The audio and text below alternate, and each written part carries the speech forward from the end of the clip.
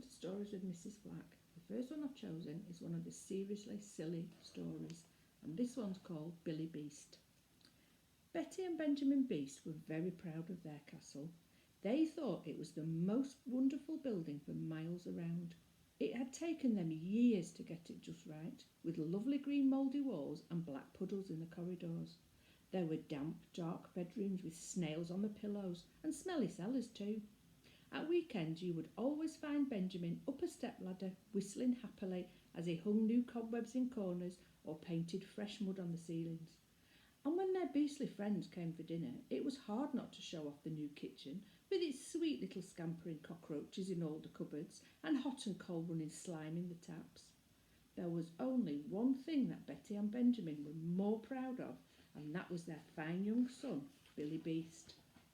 They loved Billy more than words can say, and the truth is, Billy was a bit spoiled. They were always giving him some little treat or other, an enormous pet toad in a box, or as much crunchy earwig ice cream as a beastly boy could eat, which wasn't very good for him. Billy always had the best of everything, even private belching lessons after beastie school.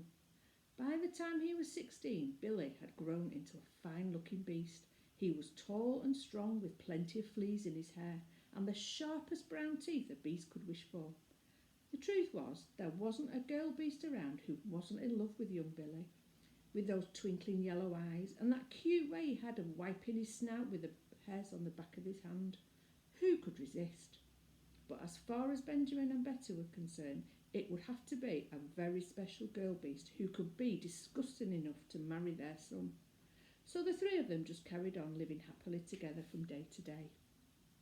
Billy and his toad practised their burping, and everyone who met the Beast family thought they were the luckiest, smelliest, most horribly beautiful family they had ever met. Then one morning, Benjamin and Betty went out gathering frog spawn for lunch, leaving young Billy playing quietly with his toad in his bedroom. Billy heard a noise outside, and when he looked out of his window, he saw an old man wandering about in their beautiful weedy garden. He had tied his horse to the tree, and he was busy stealing Betty's prize-winning prickly roses. "Oi, what do you think you're doing?" shouted Billy. "This is a private castle, you know. My mum will eat you if she catches you here." When the man looked up at the castle and saw young Billy Beast all hairy and horrid with a big toad sitting on his head, he was absolutely terrified. "Oh, but please don't eat me, Mr. Beast," he stammered. "I got lost and I promised my beautiful daughter I would bring her a red rose and—" "Well, not from our garden, pal," said Billy.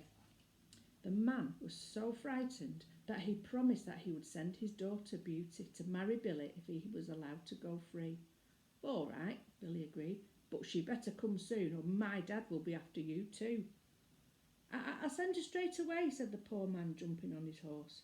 "And she better be beautiful, as you say," Billy called after him.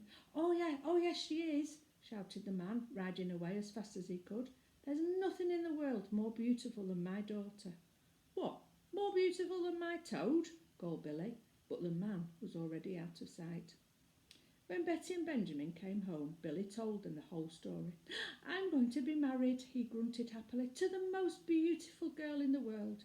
The man said there's nothing in the world more beautiful than Beauty."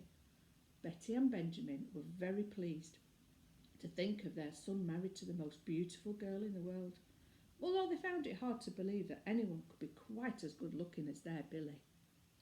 Early next morning, Beauty arrived. Billy saw her horse coming up the hill towards the castle. He quickly ran to the mirror to make sure his teeth were nice and black and checked that his breath was good and smelly. He splashed a little skunk juice under his arms, then he ran to the door to meet his bride. Billy was very excited. As the doorbell rang, he twisted his face into the most beautifully disgusting shape that he could manage, then pulled open the door. When Beauty saw Billy, she almost fainted on the spot.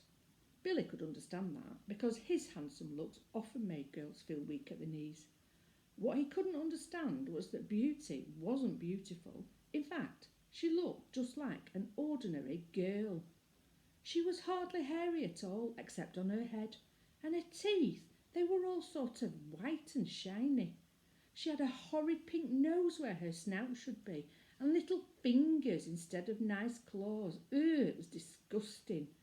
I bet she hasn't even got a hairy chest, thought Billy in dismay. Betty and Benjamin were also disappointed, but they tried not to show it. The poor girl had come a long way to marry their son, and she seemed upset too. I'm sure she'll look better once we get rid of that nasty white dress and pop her into a nice sloppy mud bath, said Betty kindly. And she'll probably get hairy as she gets older, suggested Benjamin. Perhaps she hasn't been eating a healthy diet. I expect she's hungry now after that long journey. Let's start her off with a lovely bowl of warm earwax and slug juice. So Betty and Benjamin set about trying to make Beauty a little more beastly, and Billy went into the garden with his toad and sulked. After a few days, Beauty began to get used to living with the beasts, and Billy had to admit that she was looking a little better. At least she was getting more smelly. But then Beauty would go and spoil it all by doing something revolting like washing her hands before a meal or combing her hair, and everyone realised that no matter how they tried, Beauty would never be truly disgusting. Billy promised his parents that he would try to get along with her, although he swore that he would never marry her. He patiently taught her to burp happily and to dribble, but she was slow to learn. Then, one morning in the garden, something horrid happened. Billy had just allowed Beauty to play with his toad when she turned round and tried to kiss him. With those white teeth and rosy lips, it almost made poor Billy sick just thinking about it. He wiped his mouth and jumped away. Betty began to cry. I can't help it, she wailed. I can't help looking like this. Of course I would like to be hairy and horrid like you, but couldn't you try to love me for what I am instead of the way I look? Billy was really a kind-hearted beast. He began to feel sorry for Beauty. He saw that she was right. It doesn't really matter what you look like. It's the person inside that counts. Before he knew what he was doing, Billy had put down his toad and taken Beauty into his hairy arms. He put his snout close to her little head and he kissed her tiny snubby nose. Bang! Zap! Wow! Right before Billy's eyes, Beauty began to change. She grew hairier and hairier. Her teeth grew brown and longer. Her fingers turned into beautiful claws. At last she stood before him, a truly wonderful beastie girl, with the most gorgeous damp snout Billy had ever seen, and a delightful smell of old socks and kangaroo sweat. Beauty explained that the man who had stolen the roses was not her father, but a wicked wizard who had cast a spell on her. She would lose her beastly looks until the day someone like Billy was kind enough to kiss her and break the spell. Billy was so happy he didn't know what to say. He just dribbled a little. And the beastly couple skipped happily up the steps of the castle, claw in claw, burping excitedly at each other, and they were all disgustingly happy for the rest of their beastly lives. The end.